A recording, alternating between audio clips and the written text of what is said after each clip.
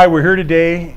We're doing our Arizona Drag Racing Legends series with Arizona Drag Racing Hall of Fame member Mike Savage. We're here at the Tucson Dragway Racer Reunion. It's a reunion and a celebration of the old Tucson Dragway. It's a yearly sport, and even in this year of pandemic, we're able to get some people together to talk about what's going on and enjoy the sport we've loved. But first of all, congratulations on being a Arizona Drag Racing Hall of Fame member. Thank you. What did that mean when you got that call or when that happened? What were your thoughts?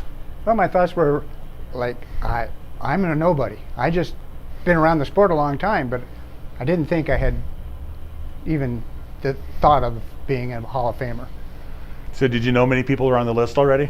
Oh, quite a few, yeah. I know Kevin Roddy and Red Greth, and actually I got started drag racing when I was 12. My brother brought me out to Tucson Dragway, and he had worked with Red at the newspaper. And they let me watch and ride in the back of the truck when they pushed a car and went around and got it and everything. I thought, wow, this is really great stuff.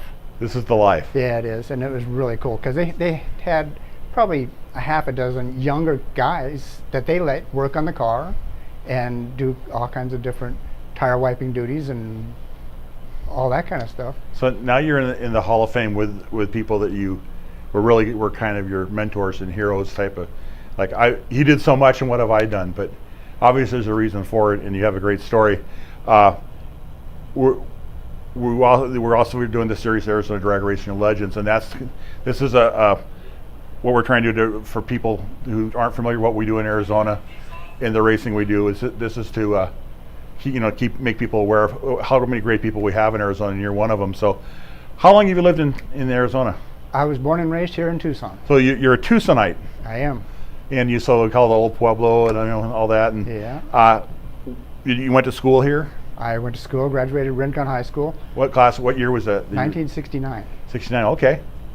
So you had a great time. You survived high school. I did okay. When you got interested in cars, was it before you went into high school? I was 12 years old when I started helping on the Fisher-Gress Speed Sport cars. Were you challenged with your friends when you would tell them the stories of what you did, and they couldn't really believe that you were, I found that, I've had that happen in my life, that you're blessed by people that take you along, and you're too young to experience that, I don't know. I really didn't advertise it too much. A lot of people didn't even know I was involved. My close friends that I knew about it, but most people, I didn't go around telling everybody I was going racing with some guys. So you helped with all the speed sport cars, and you enjoyed that. You learned from that. What was your first car that you raced? What was your first car?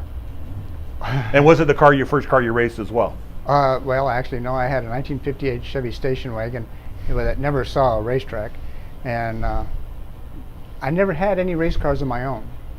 Well, I take that back. I was partners with Fisher and Greth in a fuel altered. Okay. And that was actually not the first car. The first car I drove was a jet car between my junior and senior year in high school. In high school, you were driving jet cars? Yes. And back then, before junior dragsters, it was unheard of to have somebody that young in a car, really. And I had been with Fisher and Greth. There was a guy named Ray Morrell, who's in the Hall of Fame now. He drove for the Fisher Greth car for quite a while, the speed sport cars. And he and I were good friends, and we traveled a lot together. He went and drove for Romeo Palomides. And he asked me, the year before I got to drive, he asked me if I wanted to go and on tour with him and help on the cars and drive and whatever, the trucks. And I said, yeah. Well, I made it clear to Romeo that I would really like to drive. And the next year, he had a guy quit driving, and he said, look, if your parents will let you, you can drive a car. All right, I'll make sure they let me. So how'd that conversation go with your parents? Well, it was really my mom I had to worry about, and it was really pretty easy. She says, I told her, look, this is what I love to do. I want to do it. I could get hurt walking across the street. I think I'm just as safe in a race car as I am anywhere else. And it went pretty well. She said, well, okay. So this is like 1964? That was 1968. I'm sorry, yeah, I got my math wrong. Mm. But it's still, you're doing something before there were jet cars out there, but they really hadn't been the big show cars. They're starting to become big show cars at that time. Yeah, they were, and it was a lot of fun traveling with them. Well, I was in, I think, 47 states and Canada, and what I remember most is the white lines on the road and the telephone poles. We didn't get to do any touring or any tourist type stuff or anything. It was just, we went racing. You were the guy that drove the car there and then drove the car. You weren't the fly-in guy. That's true. Yeah. So your first time, so how did you, I know how people start driving a top fuel car or start driving a fast car, you kind of have the steps they take. What's the steps you took? What was your first time in a jet car and what did you do? Oh, well, we came to Tucson Dragway, and it was pretty simple for me, I thought.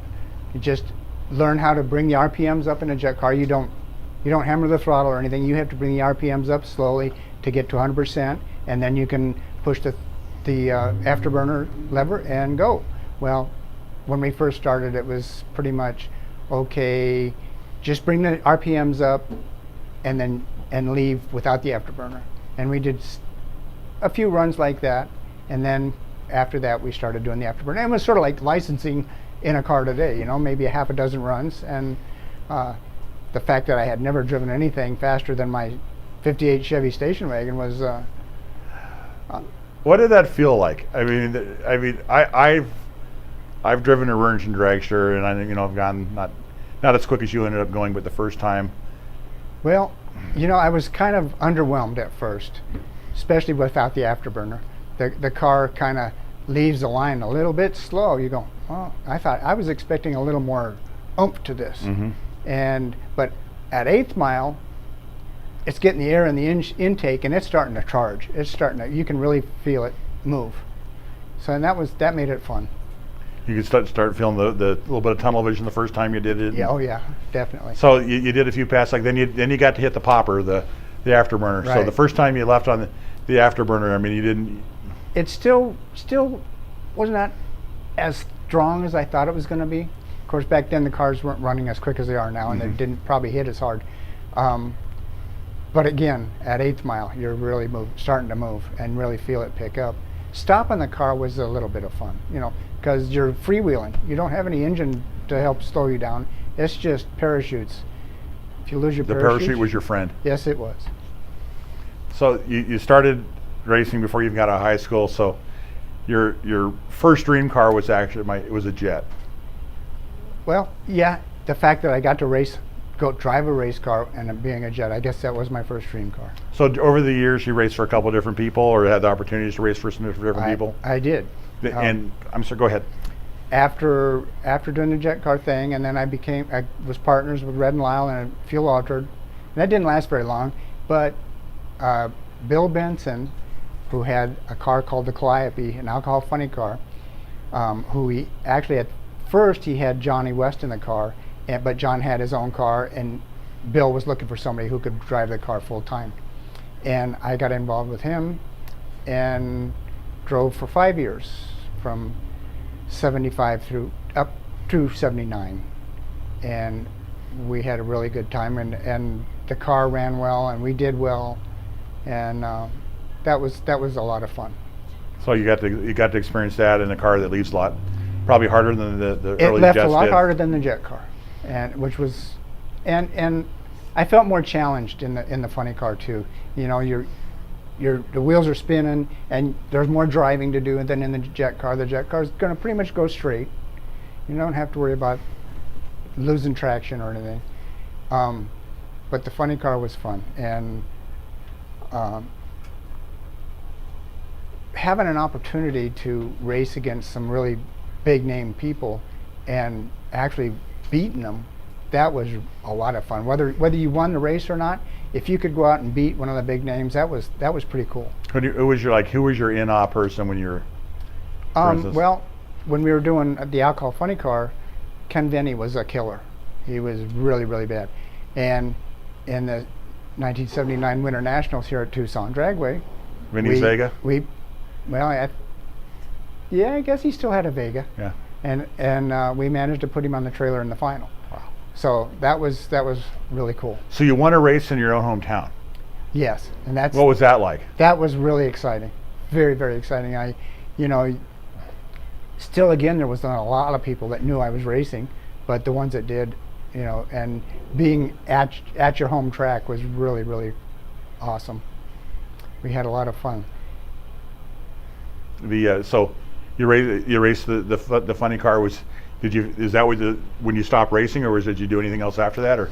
Well, when Bill Benson sold, we won the American Hot Rod Association World Championship in '79. We were runner-up probably 3 years prior to that, and it was kind of really cool to finally win a championship.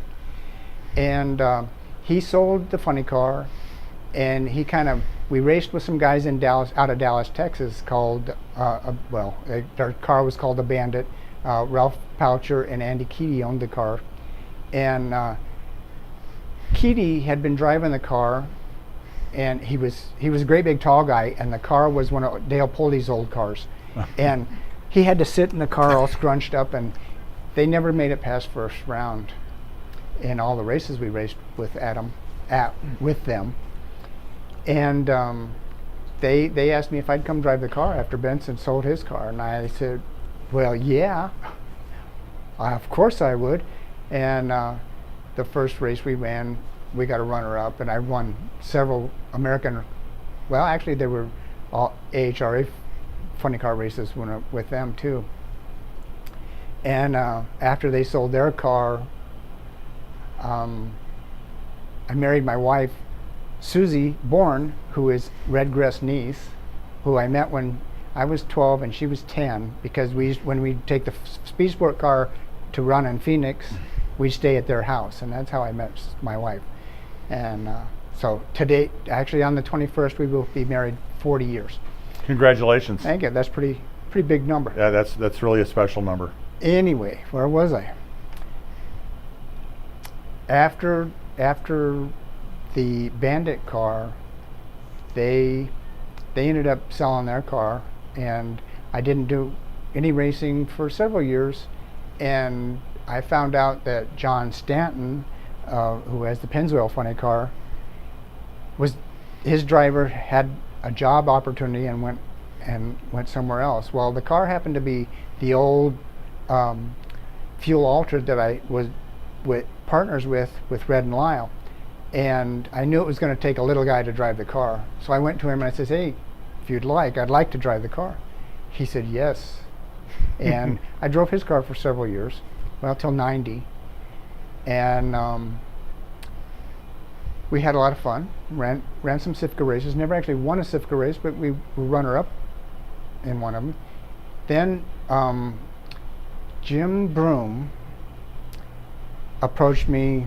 Well, actually, my wife was working in the waiver booth, and they had his car there, and they were all signing waivers, and Jim's wife was there getting her waiver, and my wife asked him, well, who's the driver? And his wife says, well, we don't have a darn driver. And it was supposed to be Jim. It was Jim Broom, but he said, and she said, asked my wife, or Jim Broom, do you know Mike Savage? His wife said he could drive your car, and he said yeah. And Broom approached me, and they wanted to take the funny car body off and put an altered body on the car, and he didn't feel comfortable in the car with the altered body.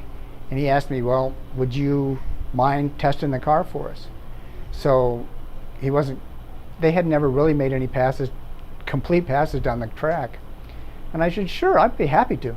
So I got in his car, and we went out and made 6 runs, boom, boom, boom. No problem, there's nothing wrong with this car. You can have it, no problem. And I drove, that was, I don't remember exactly what year it was, 2000. And I drove his cars from 2000 to 2012, and he had several cars, fuel altered, and I drove that. And he had a rear engine dragster that I drove a couple times, and then several funny cars. The Speed Sport funny car, which I kind of asked Red if we could use the Speed Sport car because Broom had Barracuda body. And when I was helping them with the speed sport cars, they had a Barracuda funny car, and I said, "This is perfect. Let's see if we can use the speed sport in it." He said, "Sure, no problem." And we ran that car quite a while, and then Broom got involved with Candies and Hughes and put the Candies and Hughes colors on. Great looking car. It was an awesome looking car. It was extremely nice looking car. And we went out and did some nostalgia fuel racing and did pretty well. Won a couple races. Had some fun. Yeah, oh yeah, had some fun. You know, never did make any money at this. Well, if it was going to make money at it, you were in the wrong business. Yeah, you know? Definitely. And everybody that I know of, for always, that weren't in it for the money. They were in it for the love of the racing and the people you meet. You meet some neat people. What did you miss from? When did you stop racing? In 2012. After Did you officially retire? I officially retired. My wife had asked me for a few years, "When are you going to quit this stuff? You've only been doing it 50 years. When you get a real job? Yeah, you know? exactly. Yeah, real hobby." And I said, "Okay, finally." I said, "Okay, I'm done." I've had a lot of offers, and because I told her I was done, I'm done. But do you still come out to the races when you can? Now, mostly to races like the reunions. Once in a while, if there's a funny car race, I'll come watch funny car races. But not too much. We're into vintage camping now. We have an old vintage camper. What do you have? Which camp? What do you have? We have a '67 Scotty. Okay. And it's really a lot of fun. We sit and do a lot of relaxing. Yeah.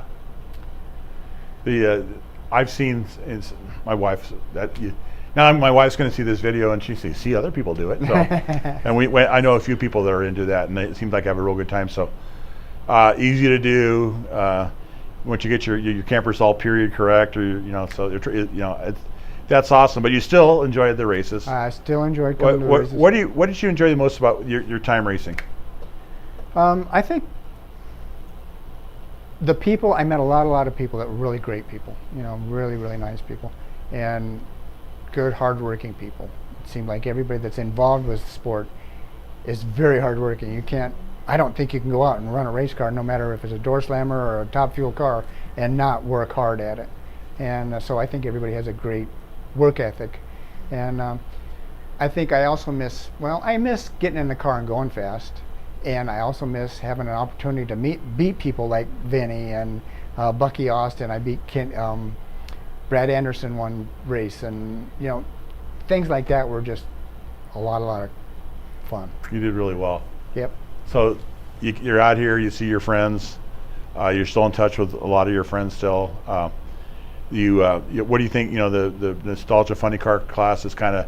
Seems like it's up, it's down, it seems like it's making a comeback. Sithka seems like it's making a comeback. Mm-hmm. It's really interesting to see all this, and I'm excited to have it, that for your passion for the sport and where it's been in the the blessings we all have of actually doing something that you might do for free. If there's no prize money, you still want to do it if you could. There's a lot of people that don't get a chance to do it at all. Right. So that's your blessing. So. Anybody you want to, your wife of 40 years? Uh-huh. Big part of your life? Very big.